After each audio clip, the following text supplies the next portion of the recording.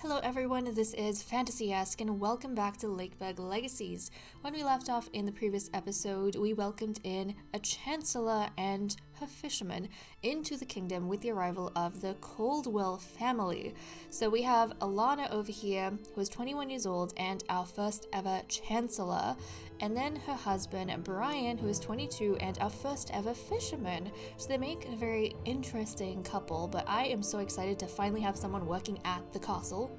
Like, we have not had anyone on the royal grounds since it has been made, and it was made within Lakeburg like quite a few years ago, several years ago. So a lot of the people we currently have in town, they have been, living their lives, or a huge portion of their lives, with the castle in the distance, but nobody's actually ever worked in the castle, and this is the first time that's becoming a thing, which I think is going to get everyone quite excited, especially because Alana, our chancellor, kind of speaks for the peasants, and she is doing a lot to make the peasants happy with their lot in Lakeburg, which makes me happy.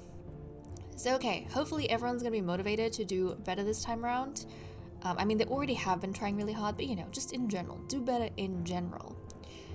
In terms of what we have over here, is there anything for me to take a look at? I don't think there is anything for me to take a look at. We have, two singletons over here, but they are, I think, X's, so I do not think they would want to...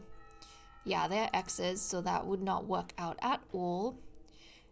And then for Wolfgang, Mabel, and Effie, I'm pretty sure recently we checked to see if if Effie's aspirations had changed, and the same for Wolfgang and Mabel, but there was really no difference. So nothing on that front. We're just gonna let time go by and see what everyone gets up to. Let's take a look, guys. Oh, okay.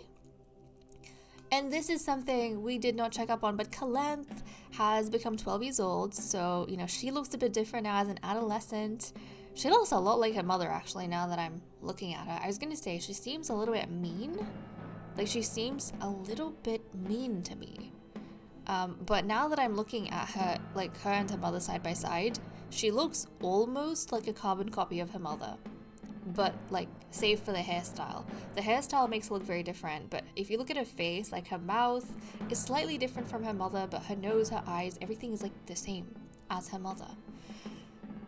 How fascinating. But okay, parents away. Yay, the neighbors' parents aren't here tonight. It's the perfect time to party. Okay, all right. Let's see, Calanth really wants to go out tonight. Come on, Manon, say yes. Pretty please. Calanth will be back before sunrise, promise. Being the more responsible kind, Manon doesn't agree.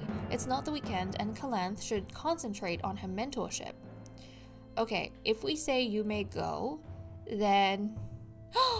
Calanth and Wolfgang will have their first kiss. I'm pretty sure we said that Calanth and Wolfgang, it would be cool if they were childhood sweethearts, because they were born almost at the same time. I think they were born exactly one day apart, and so they've always kind of been there in each other's lives, and they became friends when they were, I think, babies or children. Basically, they've known each other forever.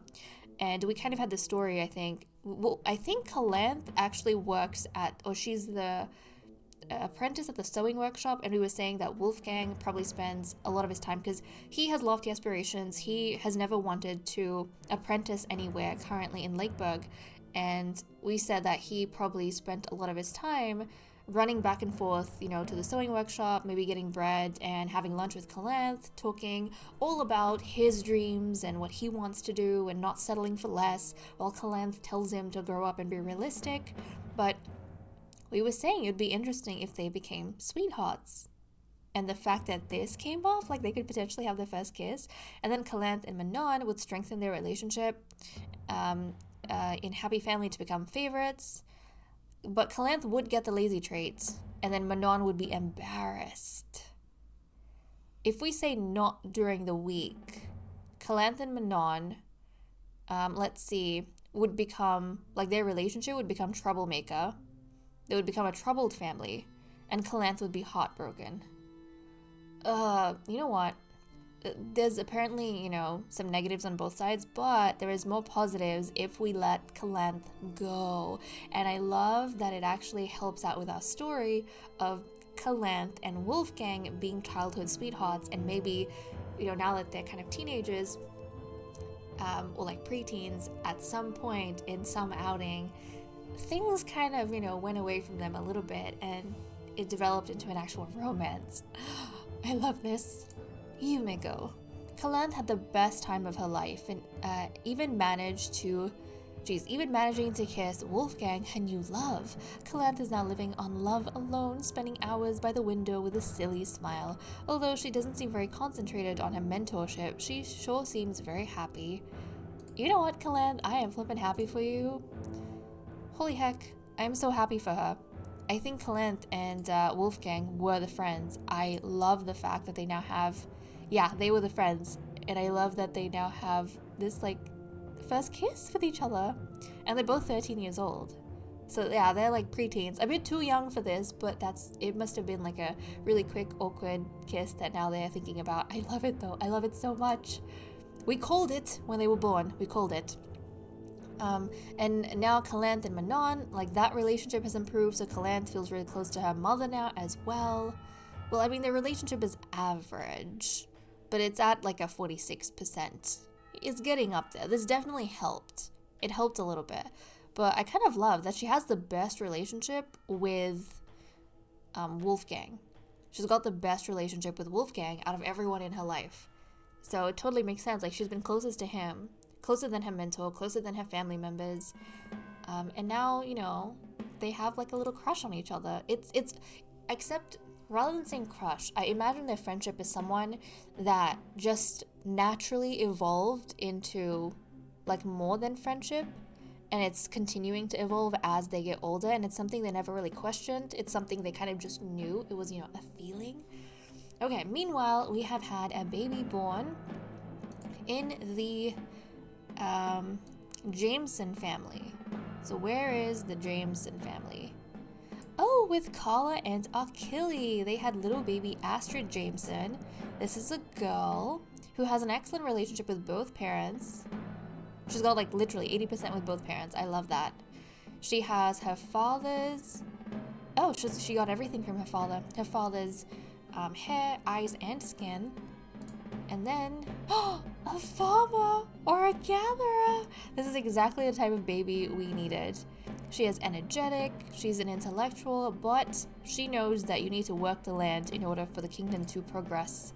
I love this. So little baby Astrid, welcome to the family. And Astrid, you are the half-sibling of.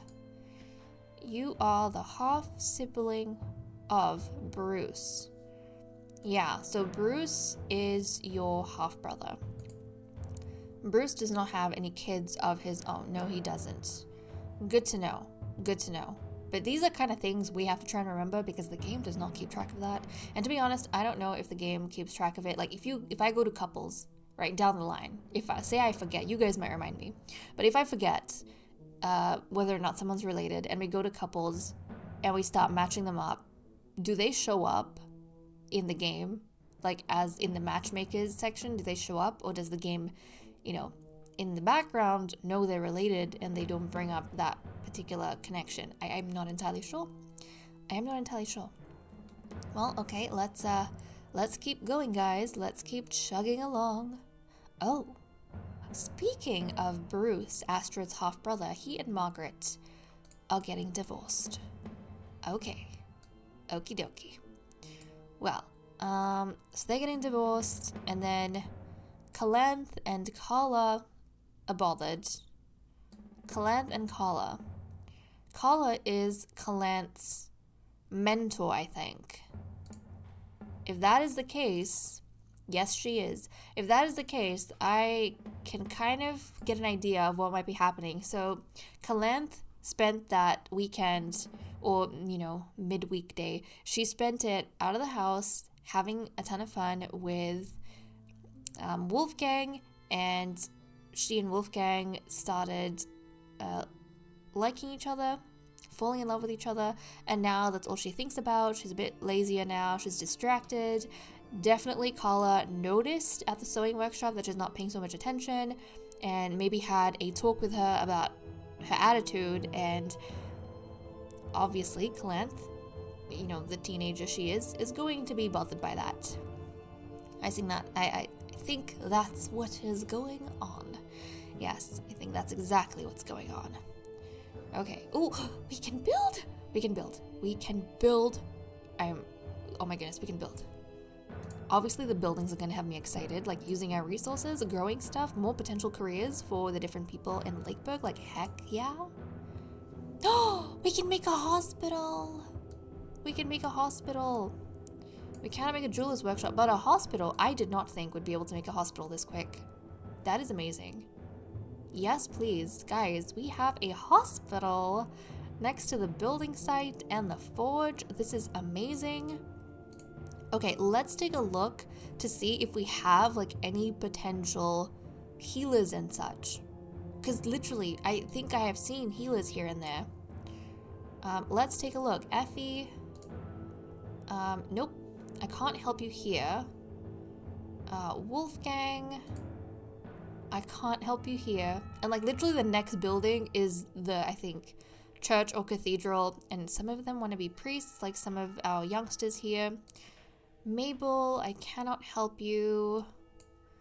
Malus. Okay, these guys I cannot help right now. But it's good to know that if we come across that potential healer, we do have a hospital now. Also, have I been, wait, I need to pay attention. I don't know if we have money for this, but you know, I usually do a few upgrades here and there where possible. So I just quickly want to check. I remember doing it to the forge and such. Actually, I didn't do it to the builder site. I'm gonna improve working conditions just a little bit. I think this quickens like life expectancy and morale, which is nice. And then the hospital, I'm gonna do the same thing. We want to increase life expectancy and morale. Thank you very much. Okay. Things are good. Things are good. Let's keep going. Let's keep going. Let's keep chugging along. Oh, Kala has died of hunger. Oh my goodness. Kala just died, guys. Kala just died of hunger. Now her family is screwed. Which family was she a part of? Oh no. And she recently had little baby Astrid too. Oh wow. Okay, so Achille is just about to lose his home. Where are you, Achille? You're in this neighborhood. Yeah, he is just about to lose his home. And his daughter as well. She's literally a little baby. She was just born. It hasn't even been a year and she lost her mother. Oh no. Okay. Well, let's see what's going on here. Well, Achille, do you have history with Margaret? You don't have history with Margaret. Okay, he is going to ask Margaret out on a date. She is a carpenter who's nearby. But the thing is, she has a child of her own. And if this works out, then his daughter, who hasn't even been, like, she's not even 1 year old, she's going to become an orphan. But he's going to try his luck with Margaret. He's 26, she's 35. Let's see how it pans out. Okay, they have awful affinity because they're both divorced and heartbroken. But let's send them out and see how it goes. Okay, they're at the hill by moonlight. We can talk about kittens or flowers. We're going to talk about flowers. Margaret is discreetly trying to get rid of the bouquet she made for Achille. And then we're going to go to the inn. We could criticize the countryside or say poetry is a waste of time. We're going to talk about poetry. Are you going to kiss me or what? Once the surprise was gone, Margaret appreciated Achille's directness. Okay, I think they're going to have a loveless marriage, guys. Yep, they're discussing marriage. It's a match. It's going to be a loveless one. I don't know what it is with these irresponsible fathers. You just cannot trust the men in Lakeburg. And poor little Astrid. Guys, how is this baby going to survive being on the streets? Margaret already has a daughter in Cecilia who's 8 years old. But how is this baby? This baby was just born. How is this baby going to survive? Poor little Astrid is now out on the streets. Achille, I didn't think of you this way beforehand, but you are heartless. Achille is heartless. I hope someone adopts Astrid before too long, because honestly, how is a baby supposed to fend for themselves out on the streets? I really don't know. So there is that. Malus, you don't have history with Bruce, do you? You have a 10-year difference between the two of you. She's 33, he's 22. Let's try with Malus and Bruce. Malus is going to ask Bruce out on a date. So let's see how that goes. Not Hubert, Bruce. I feel like this would be a decent relationship if they weren't, you know, divorced and heartbroken, because they both like feasting and they both dislike kittens. They have a disagreement on cuddles, but you know, that's not that bad. Okay, let's send these guys on a date. Neither of them have any kids. They're at the hill by moonlight. We can talk about kittens or flowers. We'll talk about flowers.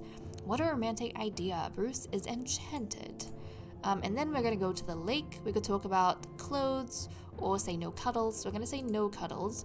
What do you know? Bruce isn't very tactile either. It's possible to be happy without rubbing one's sweat and germs onto someone else's skin, you know? And they are going to get married, but they're infatuated with each other. Hopefully once they overcome their heartbreak, this relationship will work a little bit better than some of the other ones have. Okay. Well, I'm kind of curious for... I don't know if I checked last time to see the chance of children for the new couples that were made. Now Hubert is the only single one, but Hubert at 62 years old, this farmer is homeless, guys. He's like sleeping outside the farm practically.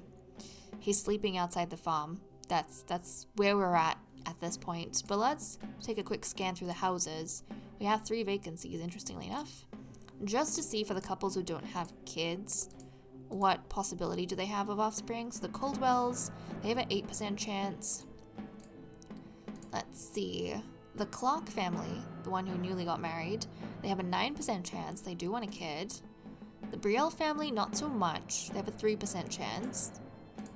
Let's see. Josephine and Emmerich, they don't want any kids whatsoever. The Wycliffe family, they do want kids. They have a 7% chance. Let's see. Who else? The Stock family want kids. They have a 9% chance. And I think that's it. Okay. We have a few families, a few places where the population might grow. Let's keep going. Oh. Oh, thank goodness. Oh, look at that. So Randall and Ursula are going to adopt Astrid. I was so worried for Astrid being out on the street. At least they have some humanity. At least they do.